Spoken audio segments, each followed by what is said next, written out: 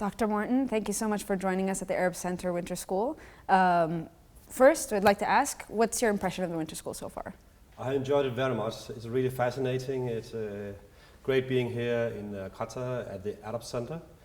It's fantastic being together with great scholars and also great students from, as far as I believe, 19 or 20 different countries. 19, yeah. So having the chance to pick in their brain, and I have learned so much from the conversation with them. I always say also to my own students, I'm not only doing research-based teaching, I'm also doing a teaching-based research in the sense that I try to learn from my students, and I have learned a lot from the conversation we had during the days here. So it has been a great, great pleasure. That's great. And we also aim to make it very interdisciplinary, so I think that's kind of been reflected in some of the conversations. So you have a project at our host university, exactly. SWAR. If you could tell us what the acronym stands for and what the project is about. SWAR stands for Sectarianism in the Wake of the Arab Revolts. Okay. It began in 2015, funded by the Danish Social Science Research Council, and it is like the workshop, the winter school here, interdisciplinary. We had a team of people from religious studies, anthropology and political science, based on the acknowledgement that sectarianism is a very complex phenomenon, which cannot be grasped only from one disciplinary lens. And for me it has also been really a very useful journey, cooperating, working closer together with people from other disciplines. And I think that exactly a phenomena as sectarianism should be, there you should try to triangulate insights from different kinds of disciplines. Right. How have the recent uprisings in Lebanon and Iraq impacted the work that you guys do? It has impacted the work in the sense that the SWAR project, if I first say a few words about the aims of the SWAR project, and then I will get to the more recent events. The SWAR project took its point of departure in an acknowledgement, on the one hand, that sectarianism is not a phenomenon which has only been dealt with after the Arab uprisings. It was also an issue before, but our point of departure was that much of the debate before the Arab uprisings, the academic debate, was about whether sectarianism really mattered. In the wake of the Arab uprising, there was a growing recognition that somehow sectarianism was a dimension in Arab politics. You should not reduce everything to sectarianism, but it was a dimension to be acknowledged. And the aim of the SWAR project was then first to examine what is sectarianism actually. It is a very, there's a lot of confusion as for what is sectarianism actually, what is so sectarian about sectarianism, so to speak. To what extent is it different from other forms of identity politics? How to grasp it. And, yes, for instance, sectarianism, ethnic politics, is it just two words for the same? For the same kind of cleavage, yes, right? Exactly, or is it different? And we have used a lot of energy also to, we have also done what we have called comparative sectarianism, trying to compare the term sectarianism actually comes from a European Christian context.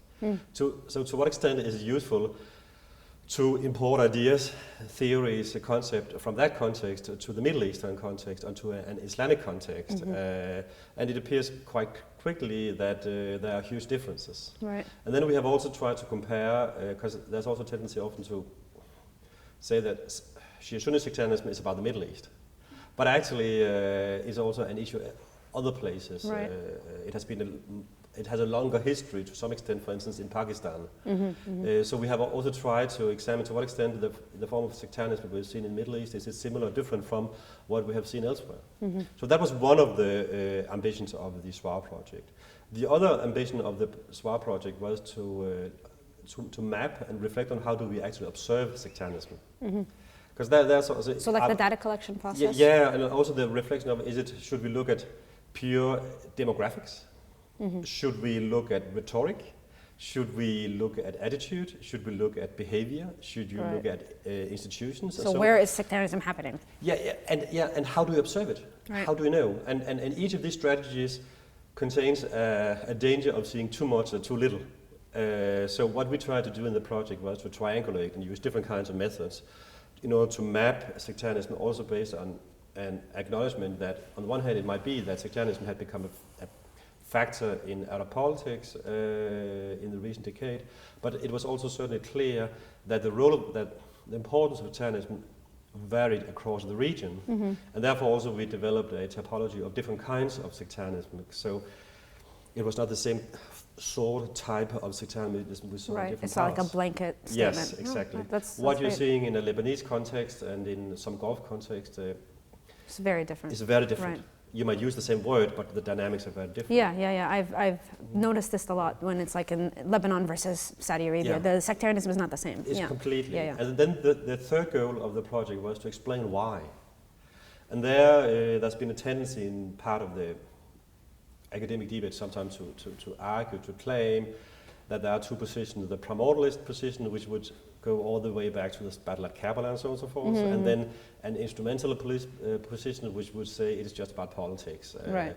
And there we tried then to actually to examine whether that these two extremes happens not actually to be quite representative of the actual academic debate, because most scholars nowadays kind of in the middle. are neither pure primordialist or pure instrumentalist. So the real debate actually happens to be what does the how could you imagine a third way? And there are multiple ways of imagining third ways as for how to explain sectarianism. And then the fourth dimension then in the project was to reverse the question. Instead of explaining sectarianism, then we asked, what is the consequences, implications of a growing sectarianism?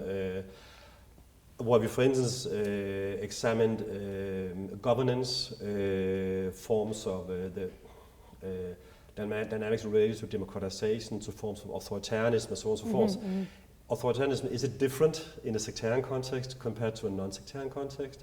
What is the impact on international politics and conflict, alliance making? To what extent will that change in a sectarianized context? And we also examined the Islamist scene, because it happens to be so that there's actually been quite little attention to the role of whether Shia and Sunni Islamism differ from each other. So here we examined to what extent are different dimensions of Middle East politics or Arab politics impacted by sectarianization. And that brings me then to your original question. About the protests, yeah. Yes, exactly.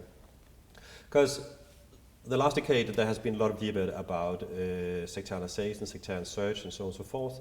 And what we saw in Lebanon and in Iraq in the fall of 2019 was clearly anti-sectarian protests. And that was really, really interesting. And that is also part of what we're doing right now, actually, also to examine how to grasp that.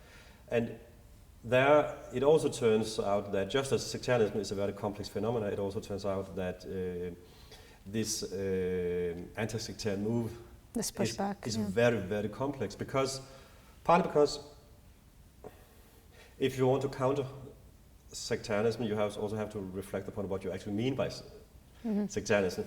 Is sectarianism only associated with violence? Or is it also to be sectarian to identify yourself as a Shia and Sunni and observe festival rituals or the like? So if you are anti-sectarian, is it then, do you try to get rid of even people's right to have different an faiths? identity? Yes, right. exactly. Yeah. Or is it more about how government is allocated? Yes, yes, exactly. No, I'm getting and it appears that there's a huge confusion as for what is actually going to be countered. And in addition to that, there's also very different views as for what to replace a kind of sectarian order with.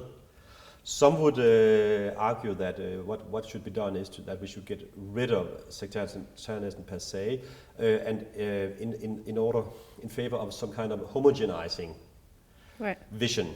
We are all equal, we are all alike. And in both Lebanon and Iraq, you also hear these voices in different forms.